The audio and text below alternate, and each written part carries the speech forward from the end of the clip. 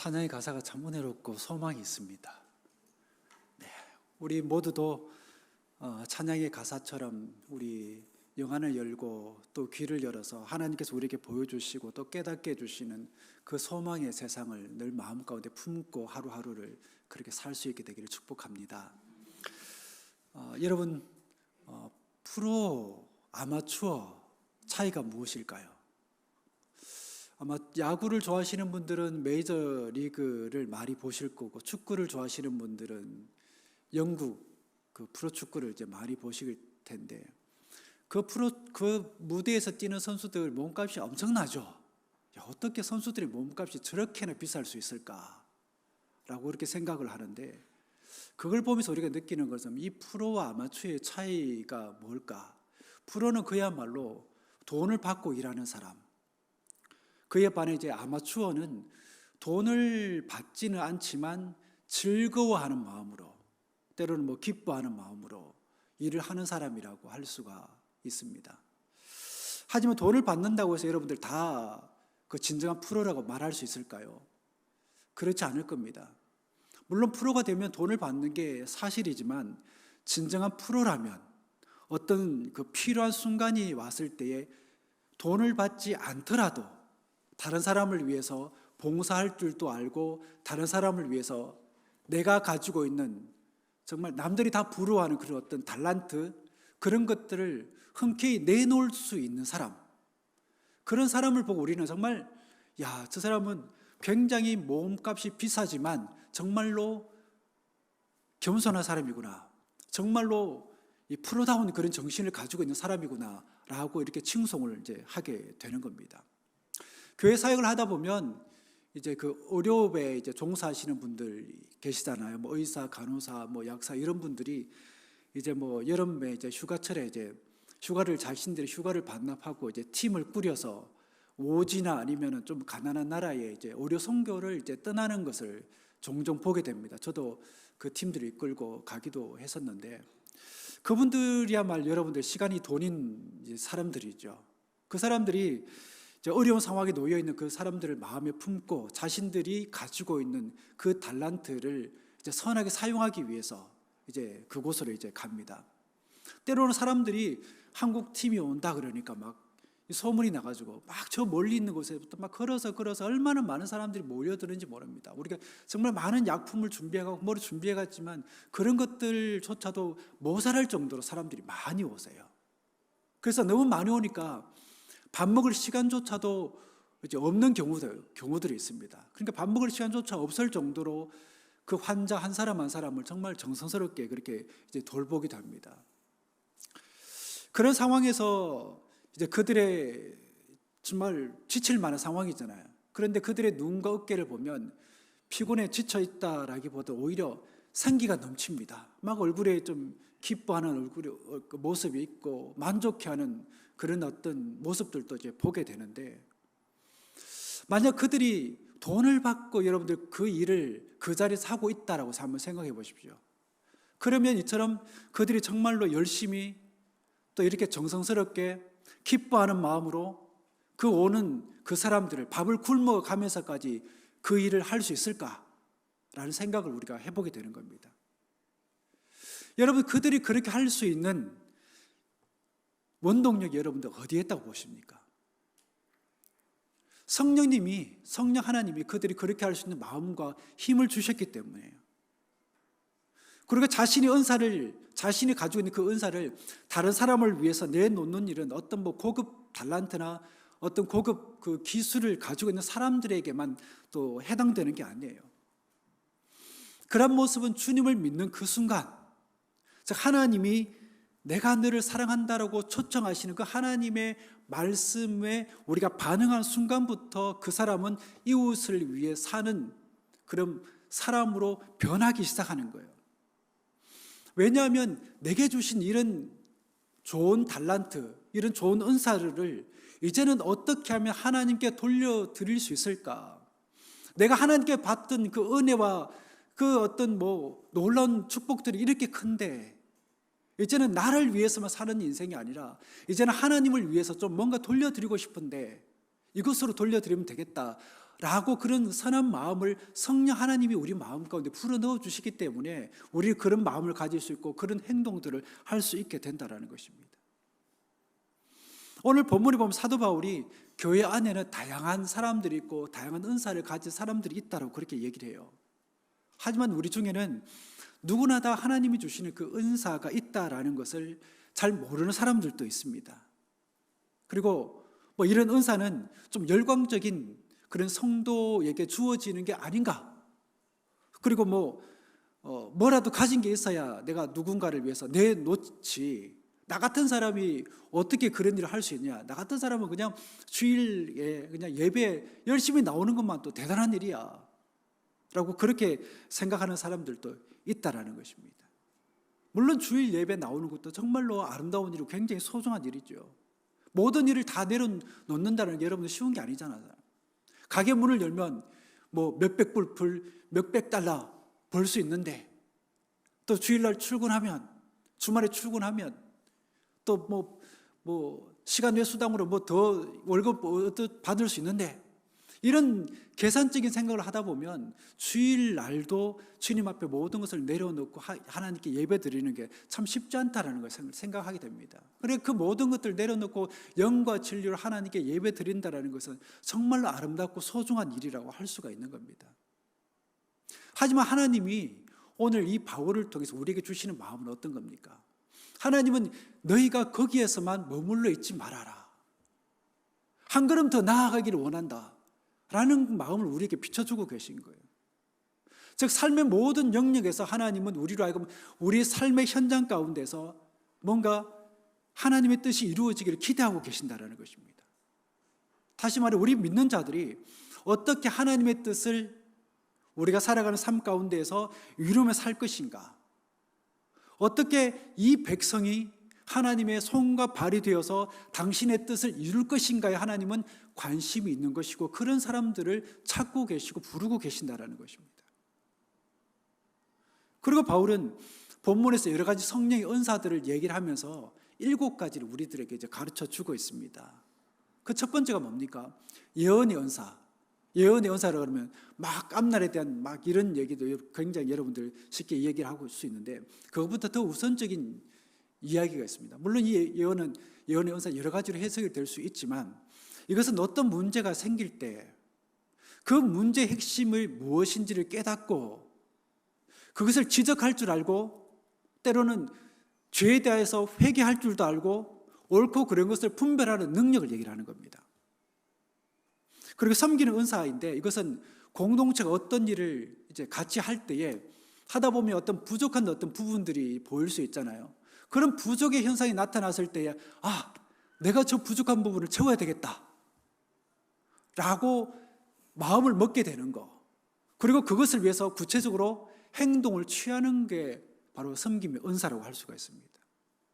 그리고 가르치는 은사인데 이것은 진리를 보여주는 은사를 말합니다. 즉 진리를 모르는 사람이 있으면 같이 성경 공부랑 뭘 해가지고 그에게 가르치고 깨닫게 해주어서 참된 길이 있음을 깨닫게 해주는 은사예요. 그리고 위로하는 은사가 있는데 이것은 다른 사람으로 하여금 좀 더 잘할 수 있도록, 괜찮아, 한 번 실수한 것 가지고 그렇게 처져 있지 말고 다시 한 번 힘을 내서 다시 한 번 앞날을 위해서 한번 걸어가 보자. 넌 더 크게 하나님 앞에서 사용될 수 있어 라고 그 사람 자꾸 격려하고 위로해 주면서 처져 있지 않도록 어깨를 펼 수 있도록 앞으로 향해서 한 걸음 내디딜 수 있도록 힘을 불어넣어 주는 게 바로 위로하는 은사라고 할 수가 있습니다. 그런가 하면 구제하는 은사가 있는데 이것은 사람들의 부족한 부분을 살펴서 직접 내가 그 부족한 것들을 채워주는 은사죠. 또 다스리는 은사가 있는데 이것은 어떤 목표를 정하면 이를 조직하고 사람들을 동원해서 그 목표를 향해서 어떻게 하면 달려갈 수 있는지를 아는 능력을 말합니다. 마지막으로 긍휼을 베푸는 은사인데 이건 상처받은 사람이나 또 고통당하는 사람, 그리고 낙심한 사람이 있으면 아이고 저를 어떡한지 잘 이겨내야 될 텐데 라고 그 사람을 긍휼히 여기는 마음을 가지고 그 영혼을 싸매주는 역할을 하는 은사라고 할 수가 있습니다. 그런데 교회 안에서 함께 일을 하다 보면 어떤 일들이 가끔씩 있습니까? 서로 충돌하는 현상이 있습니다. 말다툼하고 서로 의견이 안 맞아가지고 서로 등을 쥐고 그런 모습들이 이제 일어나죠. 여러분 왜 그렇다고 생각하십니까? 그건 다양한 은사를 가진 사람들이 각기 다른 역할을 하기 때문에 그렇다는 것입니다. 예를 들어서 예언의 은사를 가진 사람은 모든 일을 어떻게 하냐면 좀 엄격하게 처리하려고 하는 그런 경향이 있습니다. 엄격하게. 즉 문제가 생기면 이런 동일한 어떤 문제가 일어나서는 안 된다라고 생각하고는 어떤 사람을 향해서 뭐 주의를 주기도 하고 어떤 사람이 잘못한 거 보면 좀 비판을 하기도 하고, 반면에 위로하는 은사를 가진 사람은 이렇게 말을 합니다. 누군가 실수를 하더라도 한 번은 기회를 더 주어야 됩니다.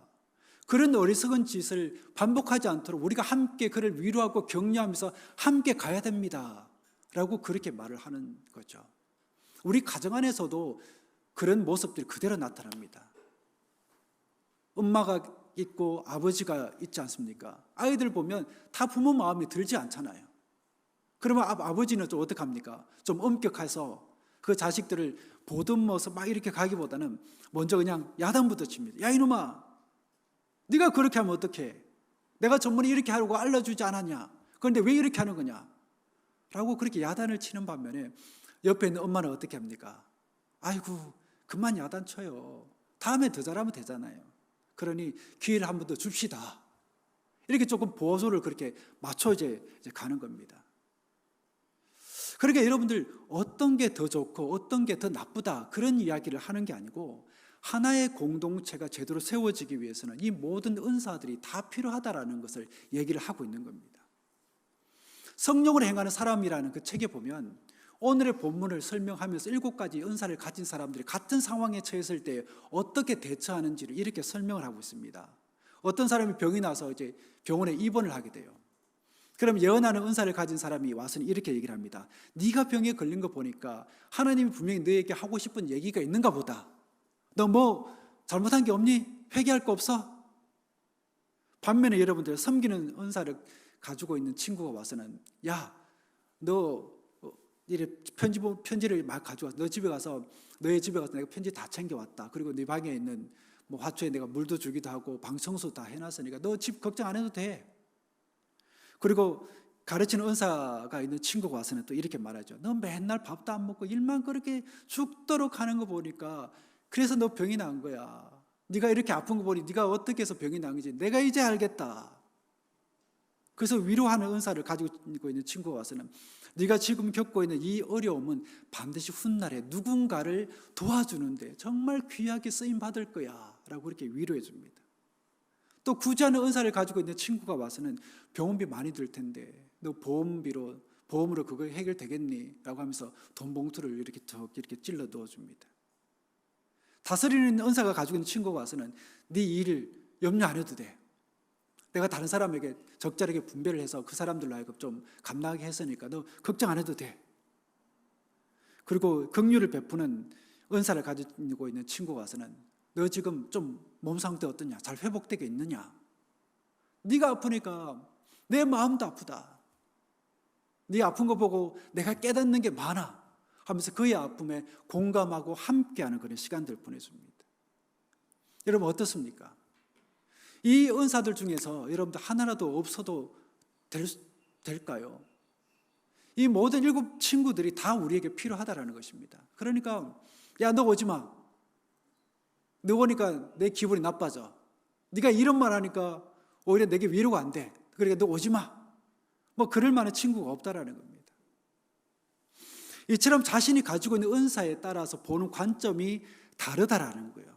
즉 누가 옳고 그르다가 아니고 서로가 다를 뿐이라는 겁니다. 그러니까 이 다양한 은사들이 성령 안에서 서로에 대한 배려와 그 돌봄 가운데 잘 어우러질 때에 공동체를 더욱더 든든해져 가는 것이고 기쁨과 행복이 그 공동체 가운데 풍성해진다라는 것입니다. 그렇기 때문에 여러분이 가지고 있는 성품, 여러분이 가지고 있는 성품이 은사가 될 수가 있고요. 여러분이 가지고 있는 재주, 그리고 달란트가 은사가 될 수가 있습니다. 뿐만 아니라 여러분이 늘 매일같이 출근해서 하는 그 직업이 은사가 될 수 있다는 것입니다. 그래서 오늘 본문이 우리에게 뭐라고 얘기합니까? 내게 주신 은혜로 말미암아, 하나님이 내게 주신 그 은혜로 말미암아 우리에게 주신 은혜대로 받은 은사가 각각 다르다. 은사가 좋고 은혜가 좋지 않습니까? 다 선한 열매를 맺는데 굉장히 유용한 것들입니다. 즉 이 모든 것들은 다 하나님이 우리에게 은혜로 주신 선물이라는 것입니다. 자, 그렇다면 은혜와 은사가 어떻게 다를까요? 은혜와 은사 비슷해 보이지만 여러분들 다릅니다. 이 은혜라는 것은 하나님이 우리에게 베푸신 구원을 말하는 겁니다.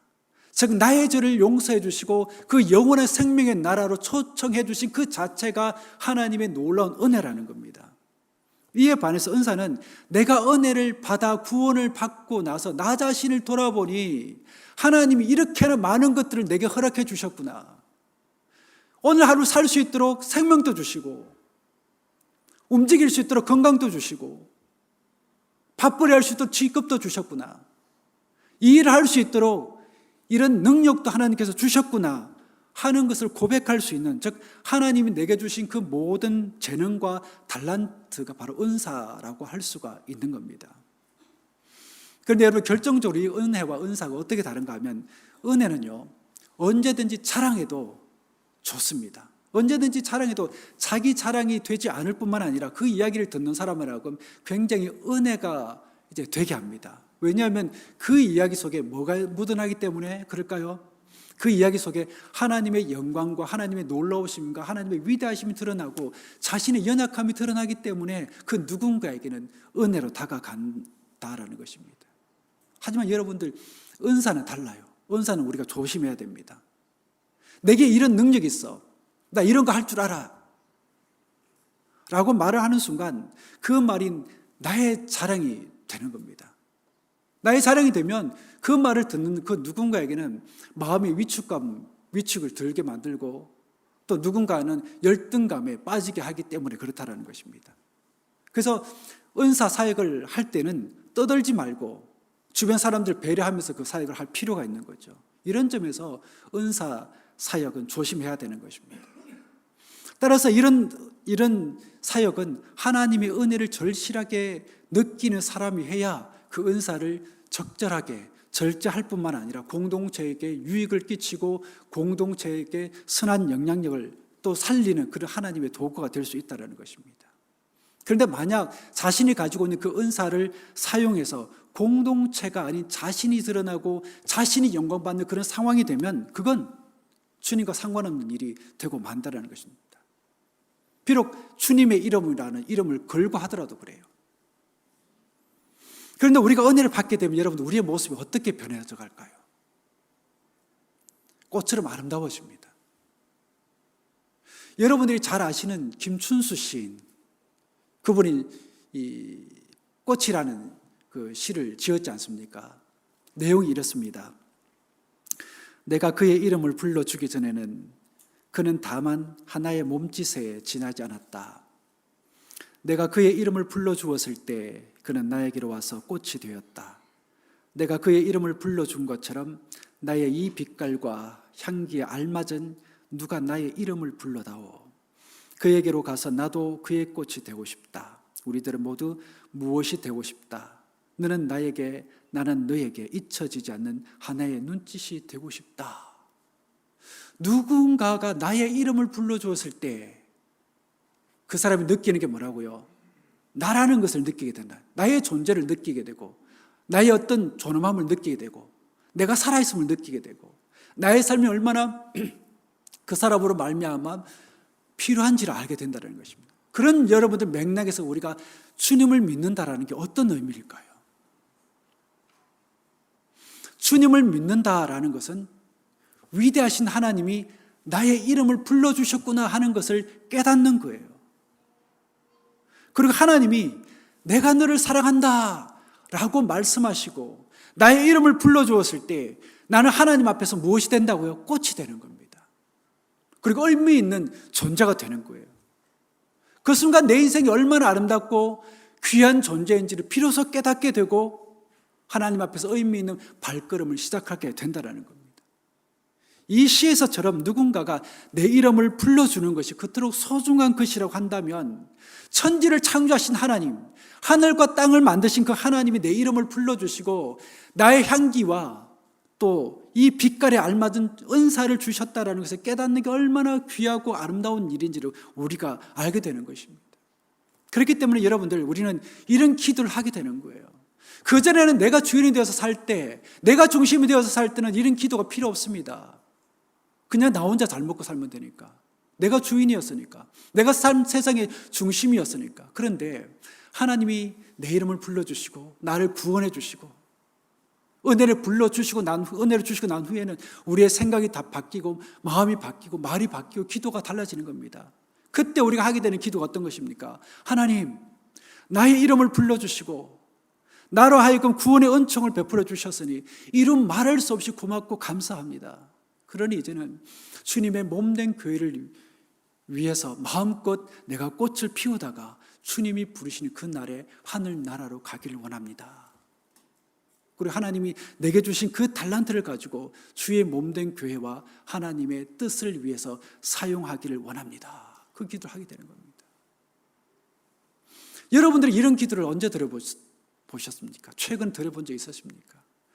여전히 자기 중심에서 하나님 이것도 필요하고요, 저것도 필요하고요.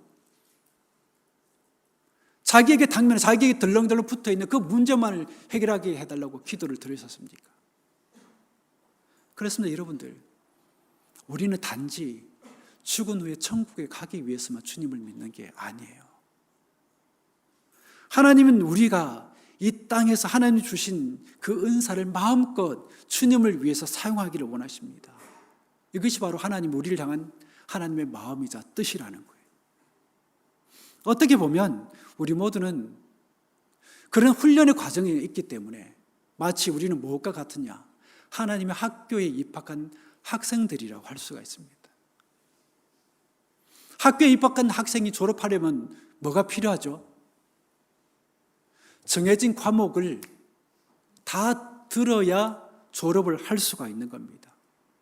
이처럼 우리도 주님을 잘 믿으려면 두 가지 과목이 필요해요. 첫째는 필수 과목과 다음은 선택 과목이 있습니다. 그렇다면 우리가 주님을 믿는 데 있어서 필수 과목이 무엇일까요?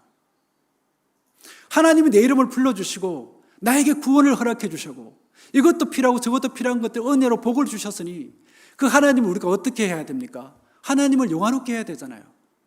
그래서 예배가 필요한 겁니다. 예배를 잘 드리는 게 중요해요. 우리가 예수님을 주님이라고 고백하게 하는 그 성령의 사역은 이 예배를 통해서 가능합니다. 이 예배를 통해서 우리가 하나님이 나의 하나님이 되시고 예수님이 나의 주님이라고 하는 그 고백을 하는 게 우리 모든 믿는 자들의 필수 과목이라고 할 수가 있는 겁니다. 그렇기 때문에 이 필수 과목을 등한시해서는 우리가 안 된다라는 것입니다. 만약 이 필수 과목을 등한시하고 선택 과목만 열심히 한다면 그건 졸업의 조건에 맞지 않을 뿐만 아니라 그 학교는 무너질 수밖에 없는 겁니다. 또한 여러분들 선택 과목이 있습니다. 이 선택 과목에는 두 가지가 있는데 하나는 배우는 사역이고 다른 하나는 현장에서 내 모든 것들을 내어놓고 섬기는 사역이에요. 우리는 하나님의 말씀을 배워야 되고 기도를 배워야 되며 서로 사랑하는 법과 돌보는 법을 배워야 됩니다. 그 다음에는 이 섬기는 사역이 있어요.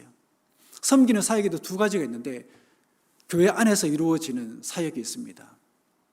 어떤 사람을 보면 오늘 찬양대처럼 찬양대에 속해서 하나님을 사랑하고 하나님을 기뻐하는 마음으로 열심히 연습해서 하나님께 찬송을 드리는 사람이 있는가 하면 교회 학교에서 아이들을 기도하면서 사랑으로 품고 가르치는 분들도 계시고 또 예배 안내로 그렇게 사역하는 분들도 계십니다.